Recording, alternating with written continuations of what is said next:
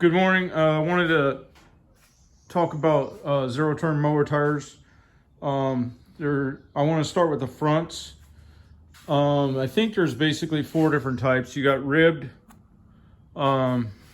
you've got smooth, you've got what they put on the Dixie choppers, which is a motorcycle tire, and then somebody was asking me about putting these on. And let's start with the ribbed. I think they're all right. I don't use them a lot. They tend to be more crowned instead of a flat, so you have less contact patch. That's not really a problem on the front because your front should not be carrying very much weight. So, and if you're on lawns up north with more solid ground soil, then you have a small pivot point, which is fine. But in Florida, if you have a small pivot point in the sandy soil, it can act like a drill bit and be the first to start tearing into the soil, and then it just divots out. But on the front, it does not make that much difference if your machine is balanced properly.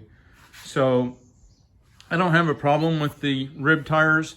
I think the ribbing in them is more to show wear and show you how far down you are on wear than anything. Now, I use the smooths on most of mine, and the wear marks are these little holes. That tells you how worn it is. And if you notice, it's a squared off shoulder, a flat contact patch. And for me, that seems to work better. And I like that there's no grooves, no ribs, no tread, so that when it rotates, it slides on the top of the grass instead of tearing at the soil or at the turf. Now, somebody asked me the other day about using this type of tread on the front, and I told him that my opinion was not to, because there's only one place where that tire, when it makes a rotation, that it's not tearing at the soil, and that's right here dead center. Now when it rotates like this, that side block on the opposite side of the tire is tearing, it's pulling, it's moving that way. This one's moving this way, and with traction, with tread, it has more tendency to tear up the turf. So I don't see any benefit to it. There's obviously, it's not going to help the mower track straighter on a side hill or anything, because that's a wheel that's on a pivot. You know, it's not going to help with tracking or anything. So I see no benefit really to having the treaded front tires on a zero turn. The next tire that is out there, of course, I'm talking all pneumatic. You know, there's twills and there's solids, and I don't like solids because there's too much jarring impact. There's no suspension. My fronts are running at about 6 psi. Oh, that's the new one I put on, so it's more, but that gives me a little bit of suspension at the first point of impact on a bump or something. Okay, so then the last one on the fronts would be like this from a Dixie chopper. Now it has more of the crown or the rounded profile. And when I went to look at replacements on this on Amazon or whatever, they were advertised as a motorcycle tire. And that makes sense, because when you're turning a motorcycle, the turning of a motorcycle is as much about leaning as anything. And obviously with this type of tire, you could lean. So I think the origins of that may have been a motorcycle. And but you see, it kind of looks cool because you got a lower profile, but then you lose suspension, you know. See, now if you had this type of tire on a motorcycle, when you tried to lean, you would kind of have a breakover point where you'd lose traction because there would be less contact patch and contact there. So I think, as far as origins, that might have originated as a motorcycle tire or scooter tire initially. These I've seen historically on agricultural stuff. Like, you'll see bigger versions of the rib tire on balers and stuff like that. and I don't know, you know, it's on straight line. They're pulling something straight line, so the ribbing doesn't have any tearing effect or anything on the soil because you're going across the field for miles. Now, I'd like to move on to rears, and again, we're talking about pneumatics, not wheels or, well, I guess they don't have solids for the back, but wheels. The only thing I got a problem with on wheels is I like to lighten my machines. So the amount of flex they're building into the wheels, I don't know if that then would, if you had them on a lighter machine. See, there's no adjustability with a wheel. They're great for if you got to do brush outs and stuff where there's thorns and everything else. But that suspension is not dynamic. With the pneumatic rear tire, then you have the ability to change your inflation pressure to get more or less suspension, and that greatly changes when you have a machine that's 800 pounds because it's been lightened, or a machine that's 1200 or more. So on a machine that's 800 pounds, you might want to run 4 or 5 psi, and you'll have the same sidewall deflection as you would a machine that's 1200 pounds that you're running 8 or 10 psi to have the same amount of sidewall deflection. So the mass of the machine makes a big difference on how much air pressure you'd want to run. So on rears, aside from wheels, what I'm running on my 72s is the Carlisle Ultra Tracks. They're about 1 inch wider than the Carlisle Turf Masters.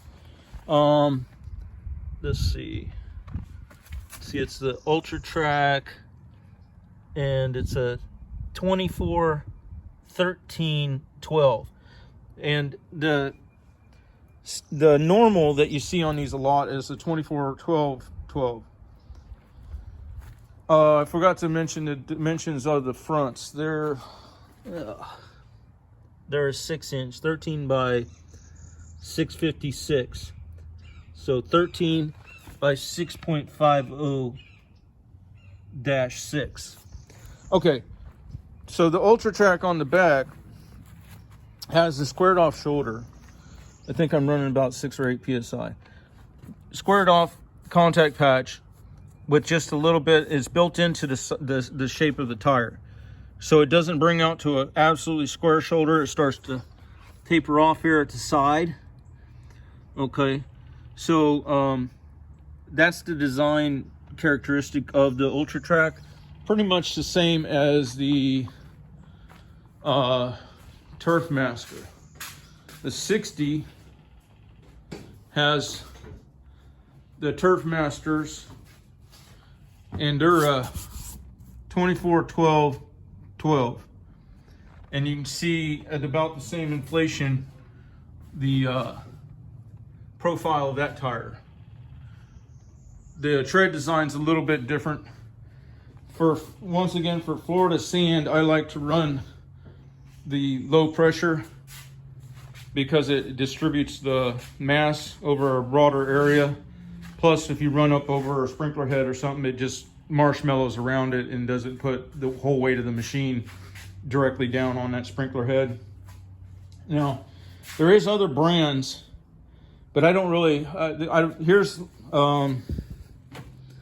one other brand, and I've had it on a couple of them. This one's actually a Lightfoot. That one's an oddball. But some brands, the mold of the tire is such that it's always crowned.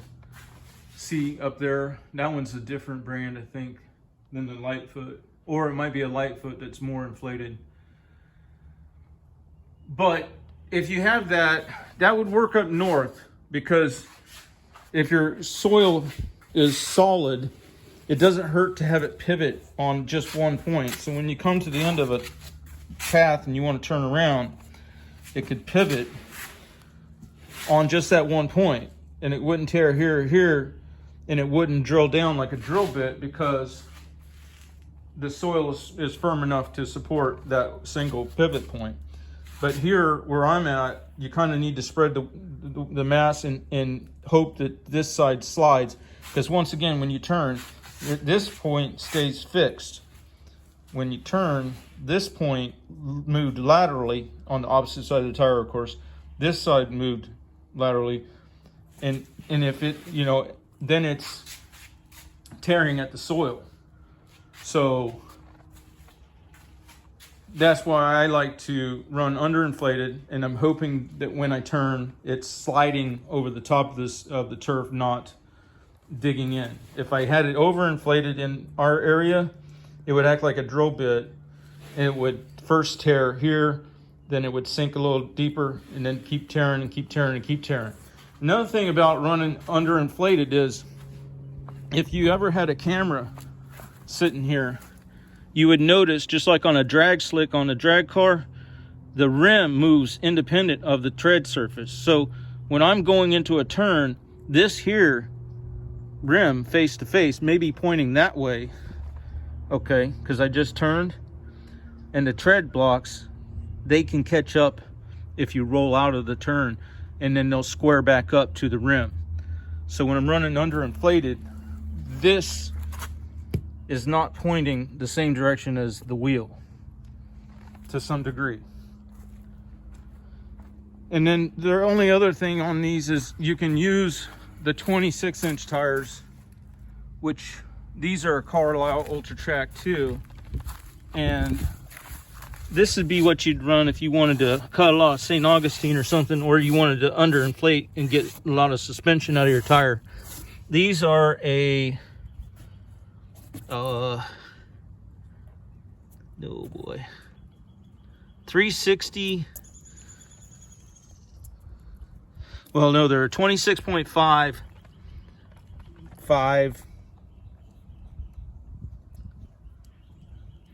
26.5, 14, 12. So instead of a 24-inch tall tire, this is a 26-inch tall tire. Okay.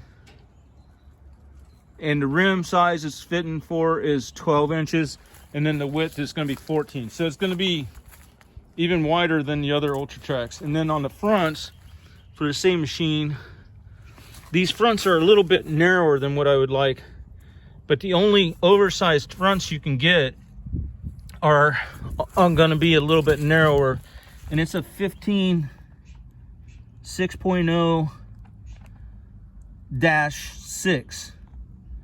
So you got a 15-inch overall height on this tire versus the fronts on the normally set up is, let's see,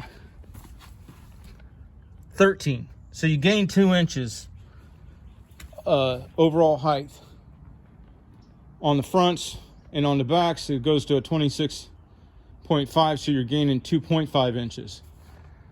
Now that won't change the rake if you underinflate the rears and get more suspension. All right, this video went a little longer than I hoped for, so I'm gonna leave it at that. There's probably a lot more, but that's some of the basic stuff that I've ran across. All right, catch you later.